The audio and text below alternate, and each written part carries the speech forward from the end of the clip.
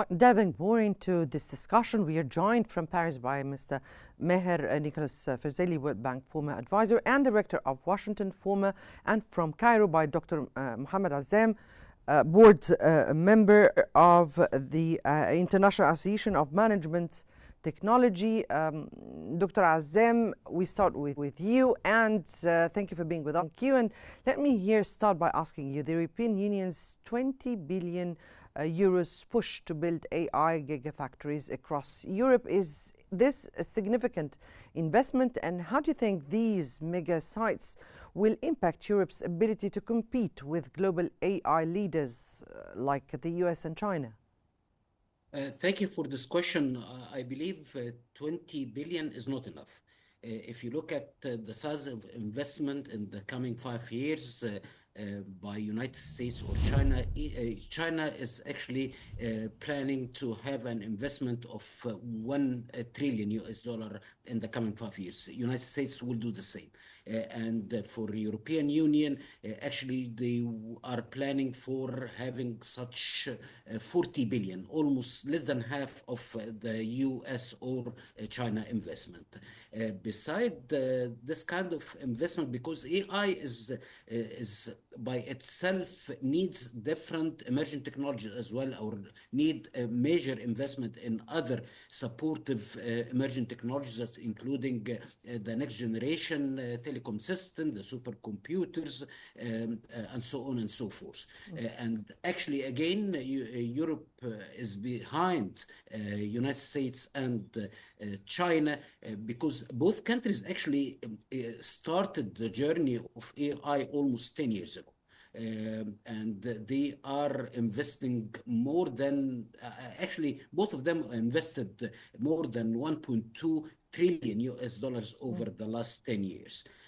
And of course, there is there, and what also might hinder the efforts of European Union is they have always concerned about regulations. They actually launched AI Act last August, almost a year ago, and it's a risk-based framework, legal framework, identifying the level of risk associated with AI, and they banned application related to facial recognition in real time. They banned applications for social scoring. And also they consider high risk application that they need the companies, the developers, they need to report to the EU that including application in AI for healthcare, AI for law enforcement, and AI for recruitment and HR systems. And of course, they have other less restricted application categories, which is they call it limited risk, that including chatbots or even the low risk application, which is like spam filters for emails and so on and so forth. So it's very complicated actually, and personally I believe they might lose this wave of development because they are lagging at least by 10 years now. Here we have to say that the EU's aim is to position itself as an AI continent, also to cope, respectively, as you said, with the development. Now, what are the core factors that will determine whether Europe can successfully establish itself as a global AI leader or not? I believe the need to have more investment, at least to match the investment made by US and China. And as well as they need to make the regulations less restricted, because actually technology always developing and advancing in exponential format within unregulated environment. And this is what United States does, and this is what China does. Because putting so much restrictions when it comes to legal framework regarding especially AI actually will hinder innovation, because innovation needs usually unregulated environment, unrestricted environment. So they need to get rid of such restricted legal frameworks. They need to inject more investment. They need not only investing in AI per se, but they need to invest in the supercomputers, the neural networks, the next generation of storage systems, the quantum computing, chip manufacturing, because this is all connected to the AI. AI is not only the only technologies that it will grow by itself, but actually it needs other supportive technologies that including high-speed computing systems, high-speed network systems, and of course they need more powerful microchips. And this needs definitely more than 20 billion or even more than the 40 billion within the coming 5 years within Europe. Right. We're speaking here about infrastructure and other issues. We'll come back to you, Dr. Azzam, but let me here welcome Dr. Maher Nicolas Firzli, World Bank former advisor and director of Washington Forum. We thank you so much for joining us over the phone. And here, let me ask you, sir, the EU has proposed a 20 billion euro plan to develop the AI gigafactories, as we said, across Europe. Now, how do you see this initiative positioning the EU in the global AI race against the US and China from your point of view? I'm delighted to join you today via audio. Can you hear me? Yes, I can hear you. Okay, perfectly. So to borrow a remark from Prime Minister Lloyd George in London, I think it's too little too late. Why is it too little too late? Because 20 billion is nothing, and you have to understand the metrics here are essential. So the European Commission is proud of saying today that they will mobilize in the next 6-7 years 20 billion euros from the private sector to make AI investment across Europe. Take only one company in America among 15 or 20 companies active in the sector. Take NVIDIA, right? So NVIDIA is a microchip manufacturer, also active in AI R&D and AI facilities. NVIDIA alone, what is the market cap of NVIDIA today? NASDAQ in New York, it's 2.7 trillion. What does it mean? NVIDIA alone, one American company, its value, its market cap today is 100 times more, actually 130 times more than the whole of private sector money the Europeans wish to mobilize in the next 5 years. So clearly, the amount of money is not enough. But it's not only about money.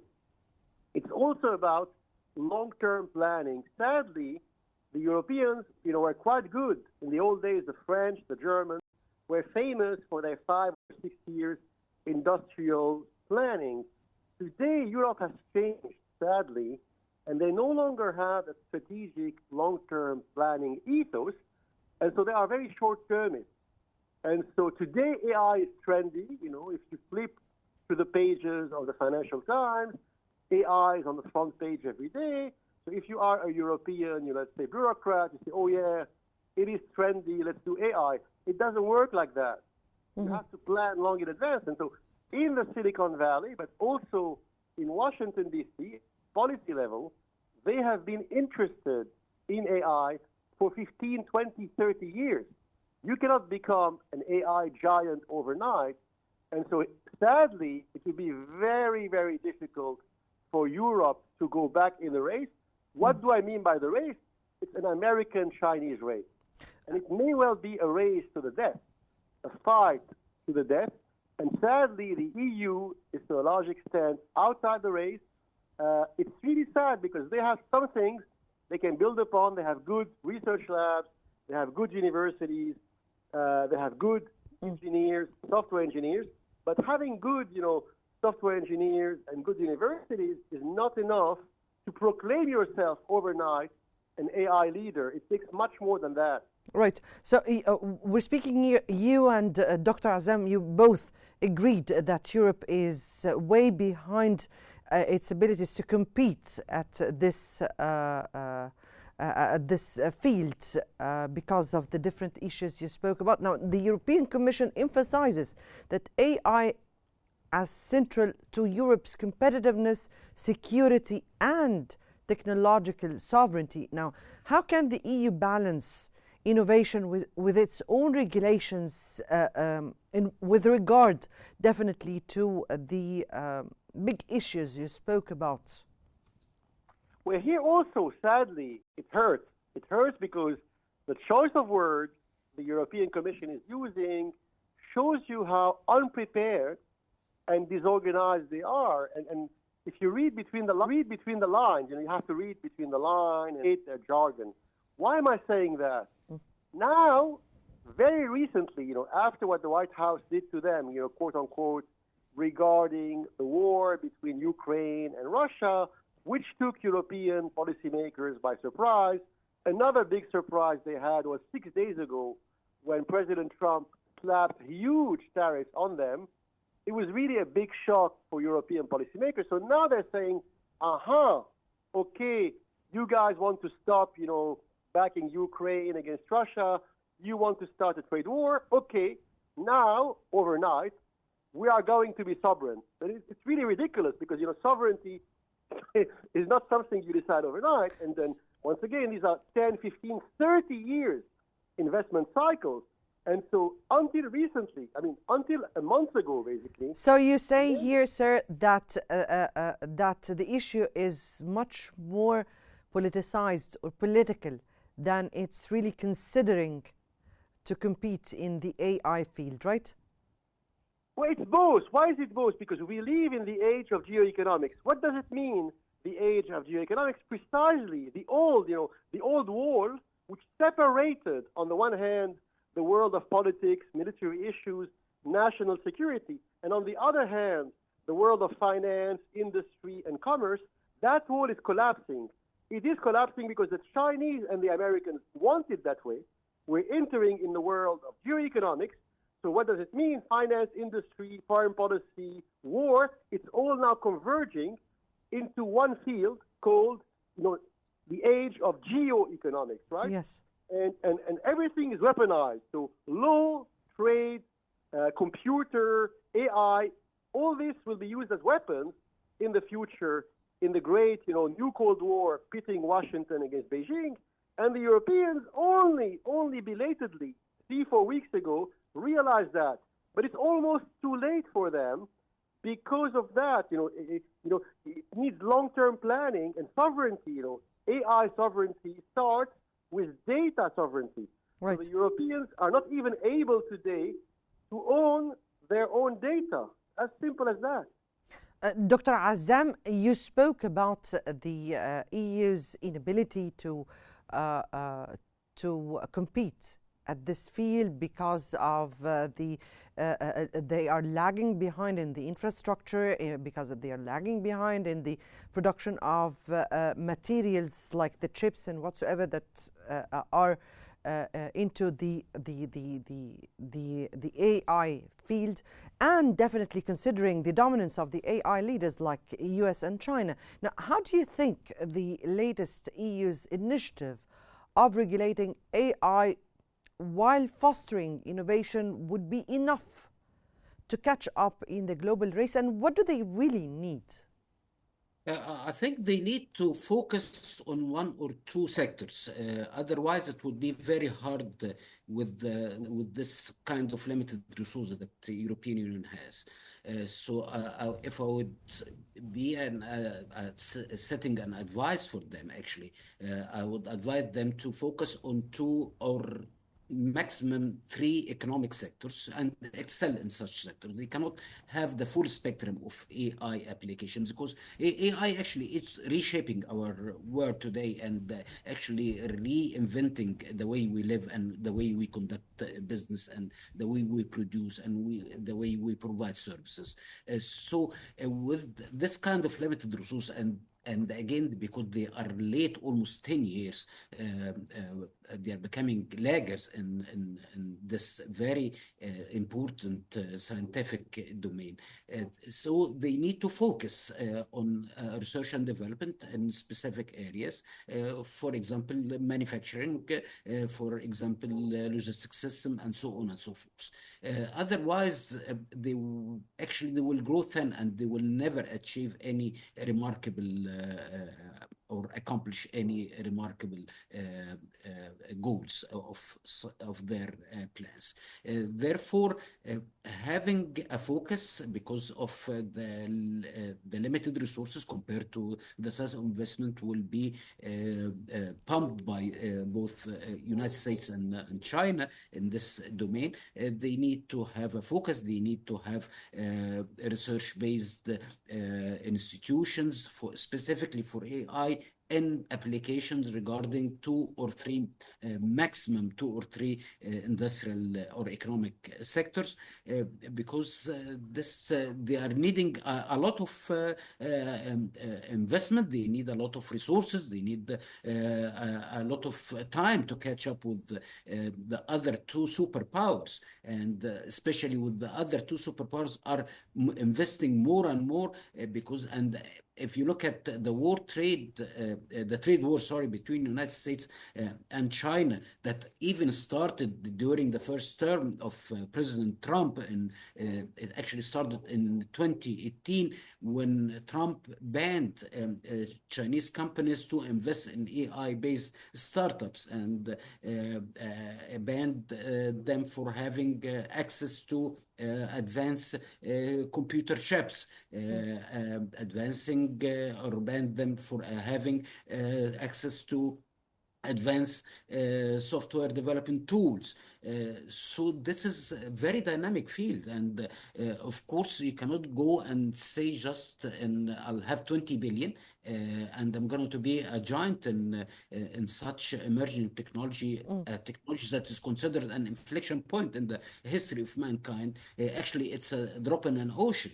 So they need to focus. This is my advice. If I would say, they need to focus. They need to concentrate their efforts collectively. They need to build research institutions that based on such developing of such applications for AI, because otherwise they were going to spend the money and they will grow thin and they will never achieve anything sound. Right. Mr. Firzli, as you and Dr. Azzam said respectively, the dominance of the US and China in the AI. Now, how from your point of view would the EU try to close the gap and become a global AI powerhouse at this upcoming stage, and what could be the challenges facing them? Quite honestly and bluntly, and sadly, I think it's almost too late for Europe for multiple reasons. The first one is to increase its chances of winning. For example, Europe would need to partner with the UK, right? Partner with the UK, partner with Japan, because together with England, Britain, Japan, South Korea, maybe they have a chance of, having a counterweight, to these huge hegemons or these big giants in Washington and Beijing. But it's almost too late because the Brits and the South Koreans and the Malaysians and the Indonesians and the Japanese, they all said recently that they agree with the White House, and they are all going, these guys, South Korean, Taiwanese, Japanese, they're going to invest in AI in America. So they're already, and the British, the English, the British too, so already the UK and even Holland, which is part of the EU, the biggest, microchip manufacturers in Holland have already said that they intend to invest tens of billions of euros in Oklahoma, Louisiana, Kentucky, for building microchip factories and AI facilities. So in a way, I'm sad to say that Europe has practically lost. The only hope would be this, that they should focus on niches. So the AI is a big term, but you can slice and dice the AI industry or the AI universe into, let's say, 12 or 13 subcategories or niches. And if they are smart, the Europeans would say, okay, we have good researchers at Cambridge or Oxford or the University of Hamburg. Let's do a cluster in Hamburg and a cluster in Cambridge and a cluster in Paris, focusing specifically on that subcategory, that market niche. It's not what they're doing. They are saying, we will do all AI. We will do all subcategories. This is suicidal because they don't have the resources to do all of AI. If they were smart, they would focus on, like I said, 2 or 3 segments, but it's not the strategy they seem to be adopting today, sadly. All right, that was from Paris, Mr. Maher Nicolas Firzli, World Bank former advisor and director of the Washington Forum, and from Cairo, Dr. Mohamed Azzam, board member of the International Association for of the Management of Technology. We thank you both, gentlemen, for being with us today and for your insights